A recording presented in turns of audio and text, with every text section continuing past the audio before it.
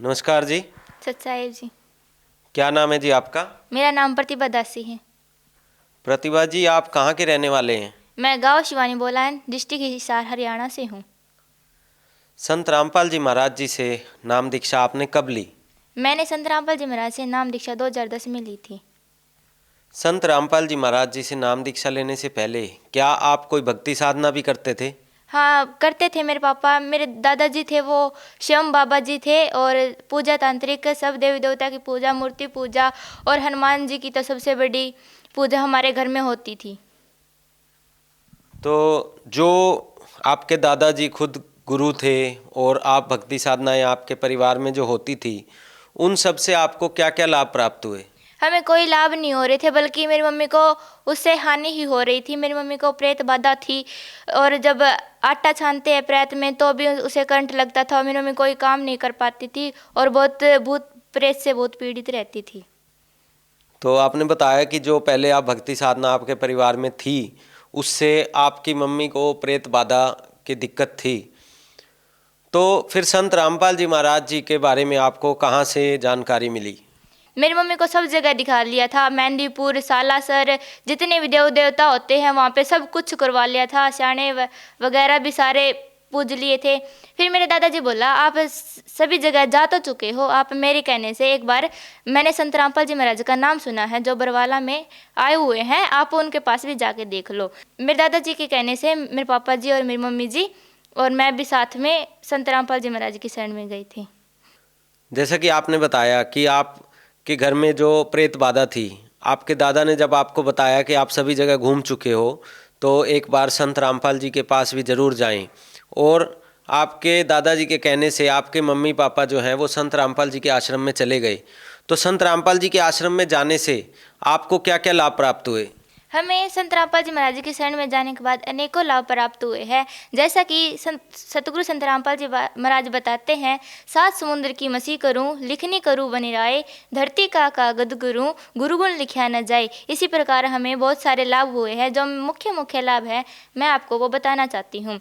मैं सबसे पहला लाभ तो यही है कि हमें आध्यात्मिक मार्ग प्राप्त हुआ, और फिर दूसरा लाभ ये है कि मेरे को परमात्मा ने मेरे को श्लोक दिखाया।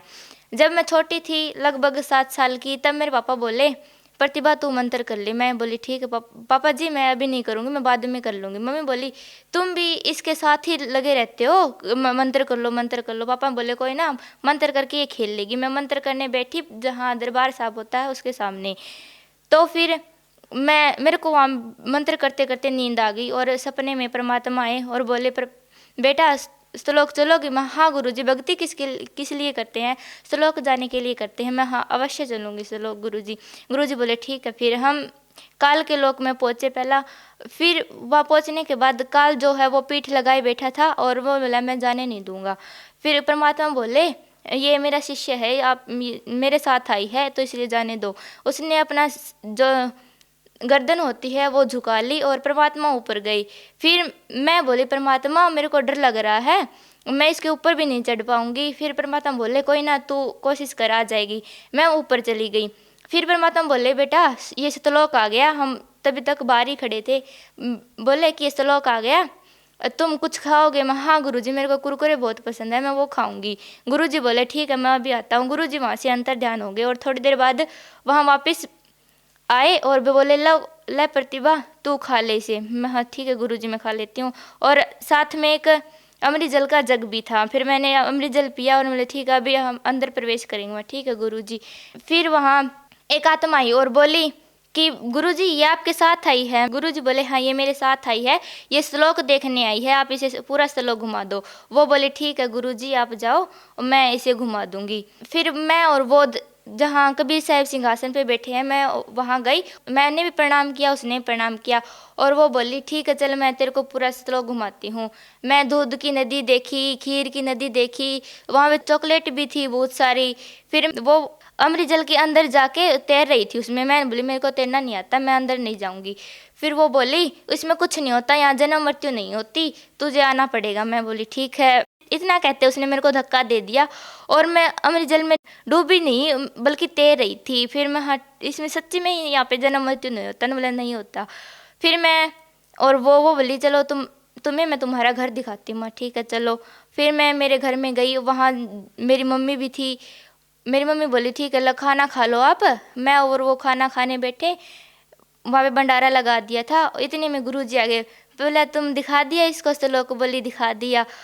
फिर मैं बोली परमात्मा हम वहाँ जो भोग लगाते हैं वो लगाना है यहाँ। परमात्मा हंसने लगे, बोले कि वहाँ तो हमारे को कर्ज चढ़ता है, यहाँ कोई कर्ज नहीं चढ़ता। वहाँ यहाँ आपकी मर्जी है, आप लगाना चाहो तो लगा सकते हो, लगाओ तो लगा लो, ना लगाओ, कुछ नहीं होता, यहाँ कोई कर्ज वर्ज नहीं चढ़ता। फिर हाँ ठीक है। उसने हमारे सबके विधान दिखाए। और फिर मैं बोली गुरुजी मैं अब नहीं जाऊंगी नीचे। गुरुजी बोले तुम्हें इंटरव्यू नहीं देना नीचे जाके, और देते हैं तू भी देना। फिर मैं ठीक, गुरुजी ने इतना कहा और मैं नीचे आ गई। फिर जब मैं उठी तो मैंने मम्मी को सब में बताया, घर में बताया कि मैं श्लोक गई थी। और फिर दूसरा लाभ मुझे ये मिला कि मेरे पापा है जो पशुओं का छप्पर होता वो बना रहे थे, और उसमें से पापा ने हाथ रखा, वो ऊपर की कड़ी वगैरह टूट गई और पापा सीधे गर्दन के बल नीचे गिर गए, जिससे मेरे पापा के जोते खराब बता दिए थे। और डॉक्टरों ने कह दिया था कि आज के बाद तेरे पापा कोई काम नहीं कर पाएंगे। और हमने परमात्मा सतगुरुदेव रामपाल जी महाराज से प्रार्थना लगाई, जिससे अब मेरे पापा बिल्कुल ठीक है।